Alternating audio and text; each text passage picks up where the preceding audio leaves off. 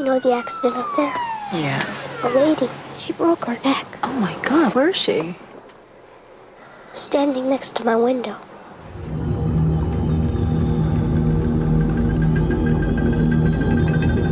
You have a secret, but you don't want to tell me. I see dead people walking around like regular people. I don't see anything.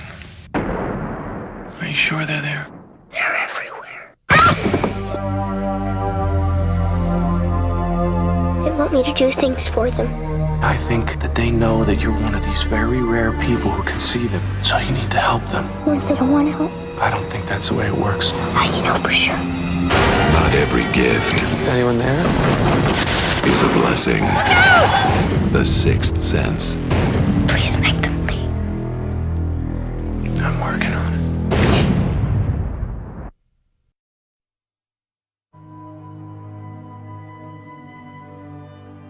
When we asked Knight who did he see as the sort of perfect actor as in the role of Malcolm, he said, well, I wrote it for Bruce Willis, but obviously he's kind of a pie-in-the-sky choice, and I didn't, you know, there's no chance of getting him or anything. And you know, now that we've got this small budget and we can make the movie, that's what I was thinking. Who can we get to be in the movie that fits within our budget? And so I said to him, well, you know, why don't we take a shot at Bruce? You know, all I can say is no. I called my agent and said that I wanted to do it. I said, raised my hand and asked to be included. Yeah, The Sixth Sense. It's a musical comedy that we're doing here. Started out as a drama, kind of a ghost story, and then Knight, the writer-director, decided to turn it into a musical comedy, and we're all keeping our fingers crossed.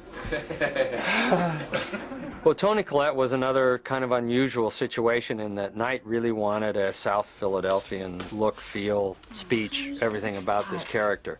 And you know, this is somebody from Australia who's been in these other kind of offbeat movies, you know, and I think there's a moment that when an actor comes in, they claim the role. And Toni Collette did that. Okay, you want me to answer your questions? Well, who's going to answer mine? And she's just such a wonderful actress that she just got it, and she just knocked us out. She claimed the role. I was a big fan, a huge fan of Muriel's Wedding, and Toni Collette was someone that I asked to come in to read the part. I started reading it early in the morning and I did not stop, and I bawled my eyes out. It was the most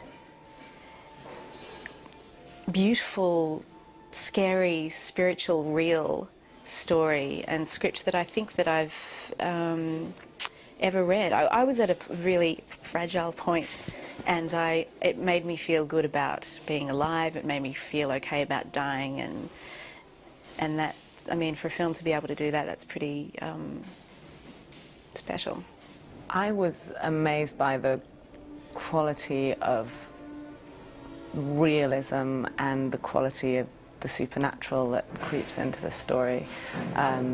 It's not a movie that sets out to be spine-chilling, but it has, as the title is, The Sixth Sense. It just touches on that extrasensory perception that most of us have some experience of at some time. I think Olivia Williams has perhaps the hardest part in the film, because if she's acting in a scene like the dinner scene, she's acting the film for the audience as they're seeing the movie for the first time, where Bruce is there and Bruce is late for their anniversary dinner, and she ultimately has to make a sarcastic comment, happy anniversary, and get up and walk away from him, her husband.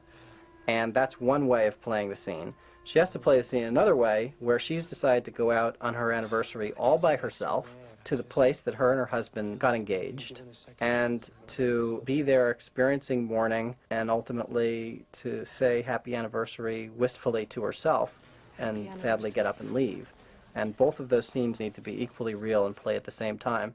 And I don't think an actor has ever been asked to handle that kind of challenge before, and she had to do it in scene after scene after scene. And if she hadn't been able to do it as effectively as she had, we wouldn't have had a successful film. And then I met Donnie Wahlberg. Donnie is obviously, you know, one of the members of New Kids on the Block and is his teen idol and for so long. And the thing was, I saw Vincent very different than Donnie. When I met Donnie, he was a buffed, muscular guy. He called me up, he said, you know what, I'm gonna lose some weight for the movie. And I'm thinking 5 pounds.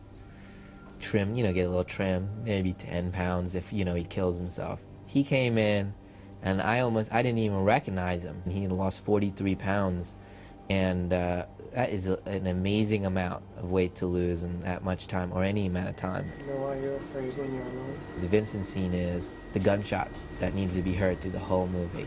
You know, suspense writers sometimes talk about the first chapter of a novel as the slingshot. That, you know, the first chapter, whatever happens, is the pullback of the slingshot, and it has to be pulled back far enough so the whole movie rides on that pull. And our movie was like that. When he finished the scene, he just collapsed in the bathroom, and I was like on the bathroom floor with him, talking to him about it. I mean, it was amazing. You have a secret, but you don't want to tell me. Cole's role, it's so difficult and so complex. It seemed like the most impossible task ever. And then Haley Joel Osment comes in, and I'm like, what a cute little kid, what a sweet kid. And I said, okay, let's do the part. I was really beat. How many times have I done these scenes with these kids? I've heard my words just destroyed 1,000,000 times with 1,000,000 different kids. And I just was, so beat. And I just leaned back, and he starts the scene.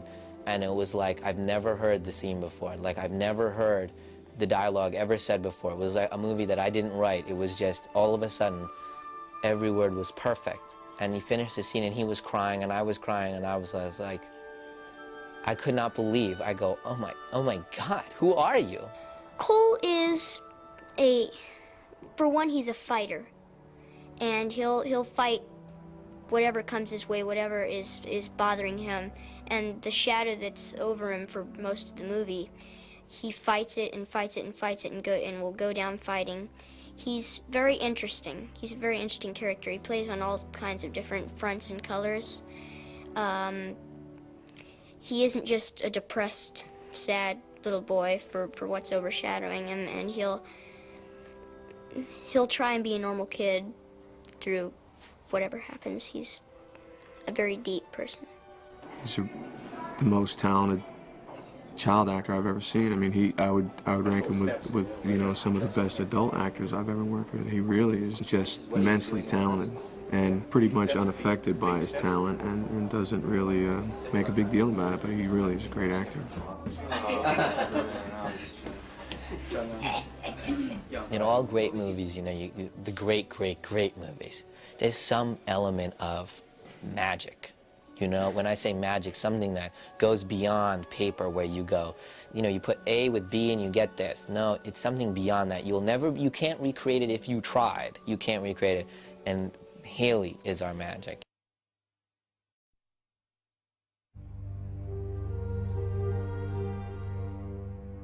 In a film like this, where people are going to scrutinize what you've done, it's essential that you go back and you're very rigorous about maintaining the laws and the rules of that world.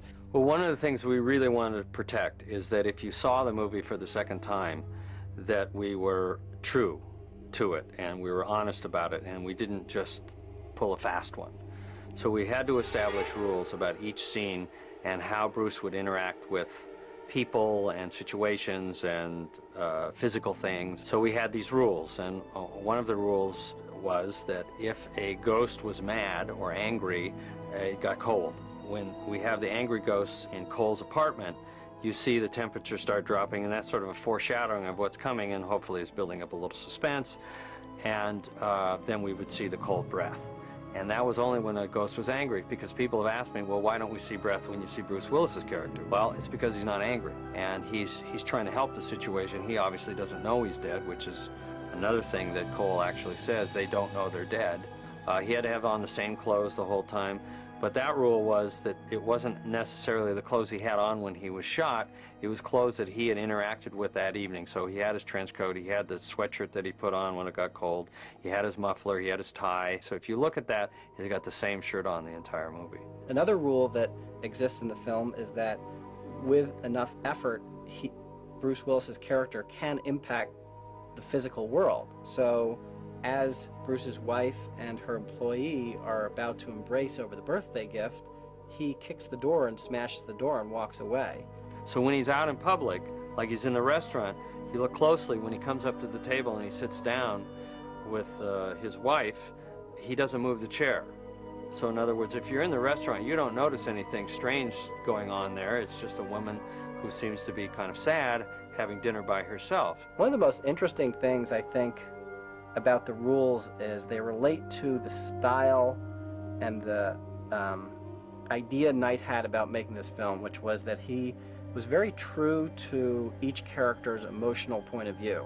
It was kind of saying, you know, I'm going to put you in the shoes of Malcolm Crowe, and at the end you're going to feel exactly what he felt. And so it's not a cheat. You're not feeling something different than the characters. You're feeling exactly what the character felt. Oh my God, I can't believe what I thought was true isn't true. You should analyze the movie scene by scene in repeated viewings. You should look at every scene in the film because there is some bit of art direction or wardrobing or propping that indicates, you know, the events to come. We wanted to punctuate certain parts of the movie, so when you did see it again, that you would notice that there were little clues along the way, and one of them was with the color red. We used the color red to indicate anything in the real world that has been tainted by the other world. The woman who poisoned her child is wearing red. On the day that he gets locked in the dungeon, Cole is wearing red. The doorknob that Bruce can't seem to get open to get into his basement is red. And red is used specifically to connote really explosively emotional moments and situations. Anytime there was red by mistake, I was like, get it out, get it out. It was fun to go through the movie and just sit there and go red, red, red, red, red, red, red. You can just go through beat by beat the movie and find these clues and layers which are intriguing and fun. They were all there in the script, starting with Bruce's first time back in the house, from supposedly meeting Cole and, you know, seeing that isolated place setting. In reference to the lock of white hair that everyone's like, what's that about? What's that all about? It's just one of those details that I put in when people that have had very, very traumatic experiences, you know, sometimes they lose pigment in their hair. You know, when you had a very bad accident or something, they wake up in the morning, they've lost pigment in their hair. It's a kind of a very cool, real phenomenon. And I thought, gosh, if anybody was going to lose pigment in their hair, it'd be these kids that have the sixth sense, because they turn around and there's somebody with their arm hanging off. In that scene where Malcolm is talking to Cole in the hospital, Cole tells everything about Malcolm to the audience. They see dead people, they see them all the time, they don't know they're dead. And these shots, they're shots on Malcolm. Now, if you're really paying attention, you're going, oh, he's talking about him. And that's a clue that I actually thought we had overdone it. I actually thought we're giving too much away here. The audience is immediately going to get it because we're on Malcolm, and Cole is saying they don't know they're dead.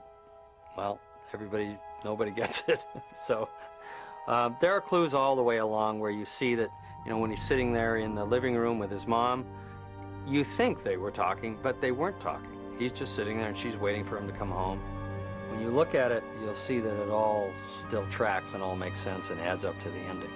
I wanted to go, he's dead and here's what you missed. Boom, boom, boom, boom, boom, boom. Now forget it, let's get back to the story. In the editing, one of the elements that we added was a series of images from the film as he is discovering, as he's realizing it, it's flashing back for the audience as well. It was something I mentioned to Andy. I said, what do you think about going back and showing them the moments that they missed right now? Because that is the fun of it, but I didn't want them to stop thinking about that. I want them to enjoy it and go, oh my God, and then stop, because we still have a story to finish.